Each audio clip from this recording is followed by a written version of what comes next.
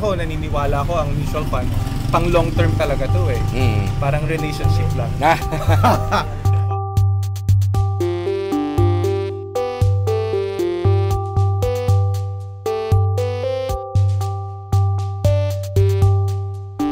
Hello everyone! Hello! Magandang araw!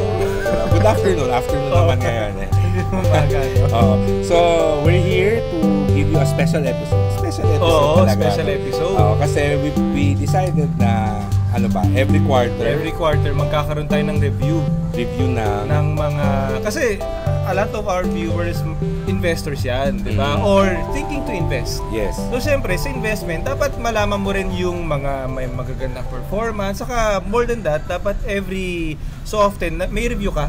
Nire-review mo yung portfolio mo. Okay. So, ngayon, every quarter, na promise na natin, di ba? Okay. Every quarter, gagawin natin to. Ano ba Boy yung mga... Ay, paano ba yung Boy Scouts? Baka Girl Scout yung ginawa ko. Para si Christ yun, di ba? Yeah. Anyway. Top performing mutual funds in the country. Peso muna, peso denominated. Peso. Okay, yan. Sige. So, ang mutual funds, diba, iba-iba yung risk profile niya. Oo, may mutual fund na conservative. So, ano ba yung mga conservative? Usually, bond fund yan. Mga ini-invest sa bonds or corporate security. Or mga money market and fixed income. Fixed income. Tapos, yan. pag moderate risk. Pag moderate, yan yung balance fund na tinatawag. Mayroong bonds, tapos mayroong stocks. May stocks. Pag lahat ng investment is nasa stocks. Aggressive na yun. Yun. Tawag doon equity mutual fund or stock mutual fund. Alright. Ano, umpisahan na natin? Kung sino kaya? Okay. Eto na. Contest ba? Ano to? Audited by SGB. Okay. Hindi, biro lang. Okay, eto na. Mahiwagang Huwag ka magsi-Steve Harvey na mali ang i-announce ha. Unahin natin sa bond fund. Sa bond fund, okay. So, sa bond fund, okay. Dalawa lang muna titingnan natin, year to date lang, saka previous 5-year return. Okay. Pero pag pumunta sila sa website ng mga mutual fund, which is worldwideweb.pifa.com.ph. PIFA. P-I-F-A. May kita nila doon lahat ng mutual fund, lahat ng nandoon, peso, dollar denominated. Alright. Yan, okay. So, sa bond fund, year-to-date return. Ano ba yung year-to-date return? So, ito yung mga performance ng mga funds from January to March. Kasi March kakataw. April na kasi ngayon. So, 2017. Baka kasi next year na nila mapanood to, di ba? So, this is January 2017 to March 2017. So, anong bond funds yung mga first top quarter? Perform? Yan, year-to-date return. Number 3 muna. Number 3 is Sun Life Prosperity Bond Fund and tied with Grepa Life Fixed Income Fund with 0.92% na return. Meaning kung nag-invest sila ng mula January hanggang end ng March, meron silang 0.92%. Net na to. Net return. Net. So, kumbaga, kung nag-invest sila ng 100,000 pesos, meron silang 920 pesos.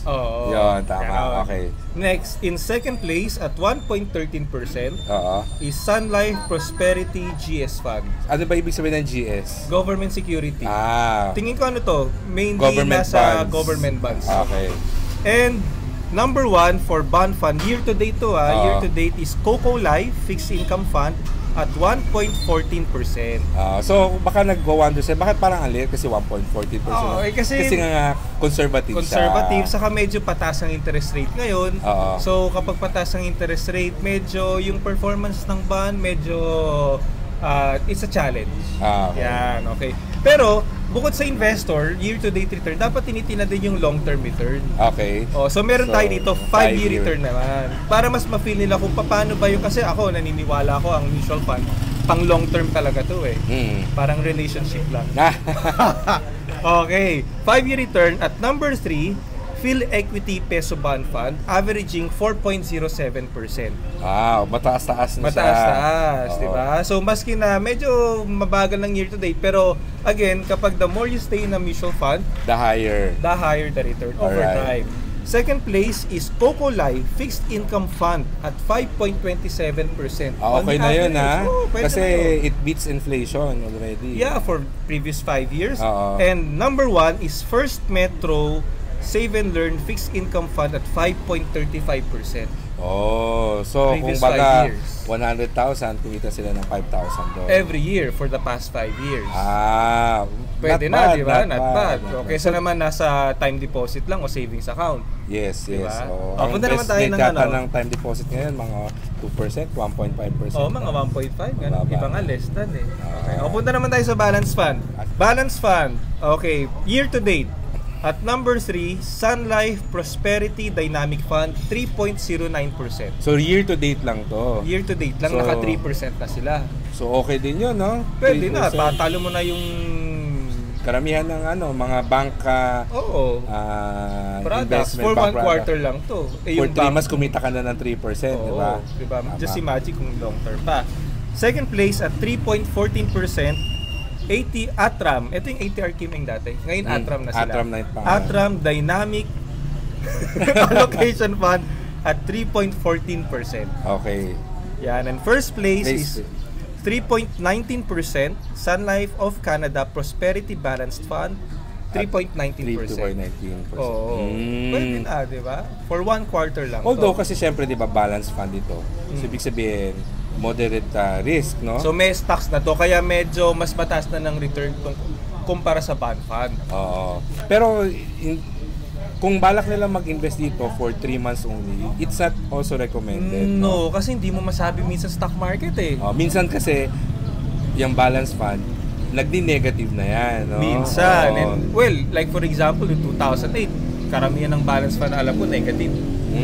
Kasi may laman na stock, so since down ng stock, so parang nahila siya pababa. Oo. Okay, punta tayo ng 5-year return. 5-year ito mas return. maganda-ganda. Okay. 5-year return, third place, Sun Life of Canada Prosperity Balance Fund, 3.47%. Parang hindi nalalayo sa year to date. Well, kasi best performing naman yan. And iba naman yung Marami na rin nangyari eh. Marami na rin nangyari. Marami nangyari. Pero parang average mo for the previous 5 years. Next is, second place is Atram Dynamic Allocation ulit at 3.66%. Oh, okay. Ito, bago. 5.12%. Previous 5 years, number 1 is Atram Philippine Balanced Fund. 5.12%. Sika, ano nga bibig sabihin ng 5% na yan? Yun yung yearly na kinita niya for the past 5 years? Parang kunwari nag-invest ka 5 years ago, parang kumita ka ng 5% per year for the previous 5 years. So, pero compounded. Compounded annual growth rate. Yan. So, hindi ibig sabihin niya na kung nag-invest ka ng 100,000 5 years ago, 105,000 na siya ngayon. Hindi ganon. Hindi. So, ibig sabihin niyan, kunwari, year 1, 100,000. Tapos year 2, end of year 1, 105. Tapos pag year 2 ulit, 105. Tapos 5% ulit doon. So, parang nagro-roll, parang time deposit. Pero hindi ibig sabihin, yun yung kinita niya exactly, no? So, with the ups and downs of the market, kung i-average mo yung growth niya, lumalabas na nag-grow siya ng 5% per year. Yes. Compounded. So yun yung 5-year performance. Yeah. Okay. Yun yung difference dun sa, kasi sabi nila, baka sabihin nila yung year to date nung yung Atram Dynamic Allocation Fund, which is second place sa year to date ng balance fund. Ang year to date niya is 3.14%. So, baka isipin nila, pag kinumpare mo yung performance ng same fund for the past 5 years sa 3.66%, bakit parang maliit lang yung difference? Hindi, malaki yung difference sa pera nun. Kasi nag-compound na siya. Nag-compound yun. Hindi lang siya kumita ng 3%, no? But 3% compounded for the past 5 years. That's right. Okay, punta naman tayo sa pinaka-exciting. Ang equity fund. Equity fund. Okay, ito and na. Historically, these are the best earning types of mutual fund. Best earning type. Okay. Punta tayo. Ano gusto mo? Year to date muna. Year to date. Year to date. At third place is PAMI Equity Index Fund Inc. At 7.19%. Oh, alright. Wow. Second place is Phil Equity PSE Index Funding. Parang feeling ko nasa FAMAS ako. Phil Equity PSE Index Fund Inc.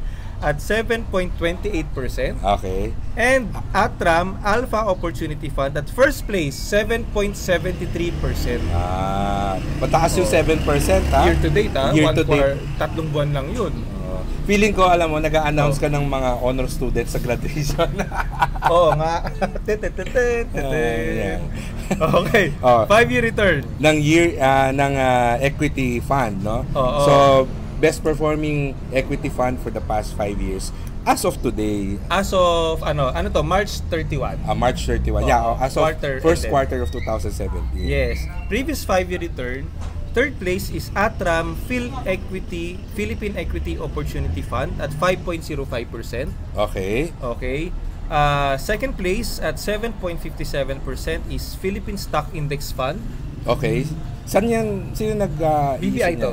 BPI. BPI. Okay. Under BPI to. And number 1 is Phil Equity PSE Index Fund at 7.65%. Aba, mahusay yung Phil Equity no? PSE Index Fund kasi sila yung second place sa year to date. Tapos sa past 5 years, first place. Oo, first place sila. So again, yung 7.63% ng Phil Equity PSE Index Fund for the past 5 years, ibig sabihin yan, compounded. Yun yung average na. So yung pera nila at year 0, kumita ng 7.6%. Sa year 1, kasama na yung kinita, kumita ulit ng 7. Tapos kumita ulit ng 7. Yung nag-roll, parang nagta-time deposit. Pero hindi naman talaga ganun yung nangyayari. Parang kunwari ko kumpara mo sa time deposit na nagro-roll, parang ano yung niya? Ganun din. Nagro-roll. Diyan makikita yung advantage ng investing in mutual funds, no? Na mas malaki yung kinikita. But of course, you have to be able to accept that there's risk. Yeah, there's risk. Kasi sabi mo nga, kailan ba? 2 years, 3 years ago, negative yung mga performance. Noong 2015, negative ang equity negative. Market. Kasi down yung market, no? Down ang market noon. So, pag ganito talaga, best to really seek a professional advisor. Para malaman kung ano yung mga kung para saan talaga yung i-invest, saka kung yung pera mo i-invest talaga. Diba? At saka ako, I always say na magandang tinitingnan yung best performing funds, pero it's not always recommended na to invest kung sino yung mga nasa top. Kasi nagbabago-bago yan eh. That's right. Actually, I was about to say that kasi titignan mo yung 5-year year to date, lalo na kapag saka 1-3 years, iba-iba rin. Yung best performing for the past 1 year, saka past 3 years. 3 years and 5 years. Saka year to date. Minsan nag-iiba talaga. So ako talaga, mahirap yung, kunwari, lalo na yung ginagawa ng ibang investor, kunwari, first quarter, andito sila. Tapos kung sino number 1, second quarter, lilipat sila. Doon, doesn't work eh. Parang kasi yun, no, mapapagastos ka sa admin fees. Yung mga entry fee, may ganyan pa. Pero I think pwede natin pag-usapan yung susunod. Yung mga terms pagdating sa investing in mutual funds. Mutual fund. Yung mga, parang ginawa natin sa insurance. Okay, pwede yun. Okay. Sige, at saka, pabangan din nila yung next installment by April, May, June. So, July. Mga July. Kung sino ba yung nagbago, no? Makikita natin kung may nagbago at kung sino yung consistent na nandun pa rin. So I think when they're choosing mutual fund, mas maganda yung consistent na best performing rather than just picking the number 1 and investing there. Yeah. No? So, siguro siguro they can check naman yung top 25% siguro. Top quartile. Right. Kasi parang mahirap naman kung ang parati mong kinukuha ang investment yung consistent na nasa bottom di ba? Of course. Bottom quartile. So mga top quartile or top half or less. So I guess that's it for this episode. Quarterly awards. Review. Alright. So I hope you subscribe to our channel.